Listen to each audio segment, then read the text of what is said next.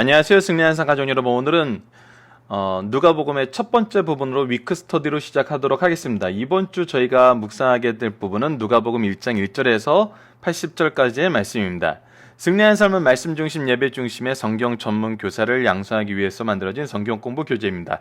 2017년 1월 저희들은 누가복음을 시작하고 있습니다. 1월에는 1장에서 6장까지의 말씀이고 저희들 4개월에 걸쳐서 누가복음 24장까지의 말씀을 함께 나누도록 하겠습니다. 승리한 삶은 발행이신 박윤 목사님의 구속사로 조망한 성경 연속 강해집을 통해서 편집이 되어 있고요. 이번 달 부분은 누가복음 1권에 의해서 편집이 되어 있습니다. 신간을 소개해드린다면 창세기 1, 2, 3권이 지난달 12월 달에 나왔었습니다. 여러분들에게 신간에 대한 소식은 강좌를 통해서 끊임없이 꾸준히 업데이트 해드리도록 하겠습니다. 자, 저희들이 말라기서 같은 경우는 짧기 때문에 전체 구조를 항상 보면서 했습니다. 하지만 누가복음은 굉장히 긴 분량이고 저희들이 많은 부분을 논의해야 되기 때문에 큰 맥락에서 전체 구조를 먼저 여러분들에게 소개해드리고자 합니다. 누가복음은 크게 5부분으로 우리가 나눠서 볼 수 있습니다. 처음에 서론 부분이 1장 1절에서 4장 13절까지의 말씀이고 갈릴리에서 장소적인 부분에서 갈릴리에서 활동했던 것이 4장 14절에서 9장 50절까지의 말씀입니다. 그리고 예수님께서 이 이후에 예루살렘으로 향하는 부분에 대한 말씀이 9장 51절에서 19장 28절에 나와 있고요. 예루살렘에서의 활동이 19장 29절에서 24장 49절까지 나와 있습니다. 그리고 마지막 결론 부분에서 승천하신 예수님의 모습으로 누가복음은 마무리되게 됩니다. 특히 서론 부분과 결론 부분을 제외하면은 갈릴리에서의 활동, 예루살렘을 향한 여행에서의 활동, 그리고 예루살렘에서의 활동으로 구성되어 있는 것을 볼 수 있습니다. 저희들 1월 달에는 6장까지의 말씀을 통해서 이 서론과 갈릴리의 활동에 대해서 살펴보게 됩니다.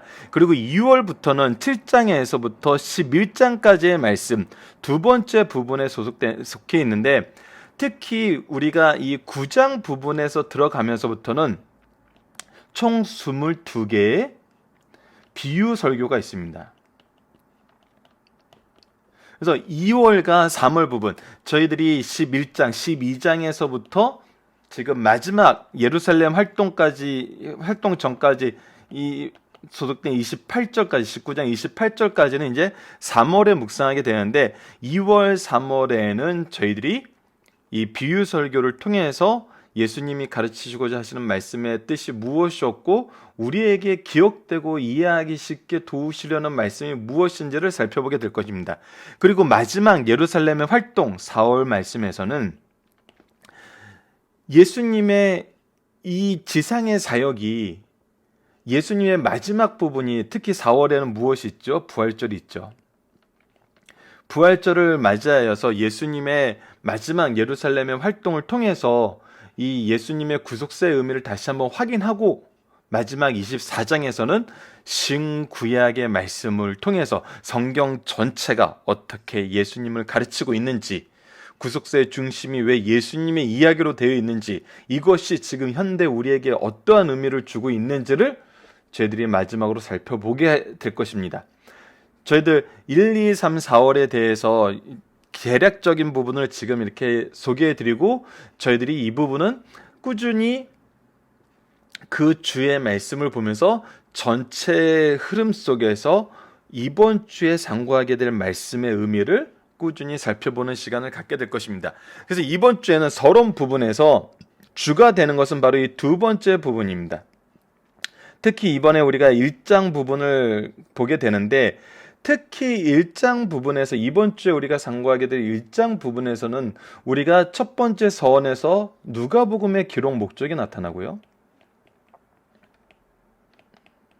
그리고 이 누가복음을 통해서 예수님에 대한 증언들이 나오게 되는 것을 우리가 볼 수 있습니다. 그래서 이 기록 목적과 증언들을 통해서 누가복음이 우리에게 어떻게 하나님의 뜻을 전달하는지 그리고 이것을 통해서 우리가 현재 신앙생활을 하면서 경험하게 되는 것이 무엇인지 우리는 또 예수님을 어떻게 증언할 수 있는지 그러한 부분을 우리가 이번 주에 살펴보게 될 것입니다.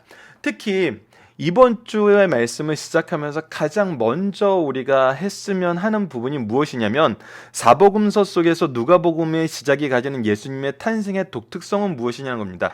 사복음서는 예수님에 대해서 얘기한다는 데서 동일해요. 하지만 그 시작은 정말 달라요. 마태복음은 아브라함과 다윗의 자손 예수 그리스도의 생애라 하면서 족보가 먼저 나오는가 하면은 누가복음에서는 그렇지 않아요. 족보는 뒷부분에 나와요. 마가복음에 대해서는 고난받는 예수님을 설명하고 요한복음에 대해서는 오히려 창조 이전의 하나님에 대해서 얘기를 하고 있어요. 그렇기 때문에 이 시작이 가지는 예수님의 탄생의 독특성이 우리가 무엇인가를 알았을 때 누가복음을 통해서 우리에게 주시고자 하시는 은혜를 좀 더 자세하게 집중할 수 있다는 것입니다. 그래서 사복음서 속에서 누가복음의 시작이 가지고 있는, 특히 조금 전에 아까 저희들 위크스터디 전체 이번 주 구조를 통해서 말씀드렸다시피 1장에서는 증언들로 가득 채워져 있어요.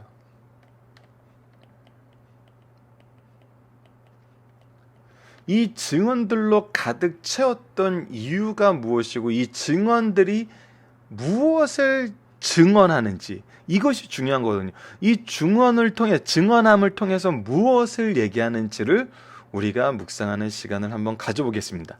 그래서 예수님의 탄생을 통해서 우리에게 전달하고자 하시는 누가복음 말씀의 독특성을 한번 우리가 묵상하는 시간을 가져보고자 합니다.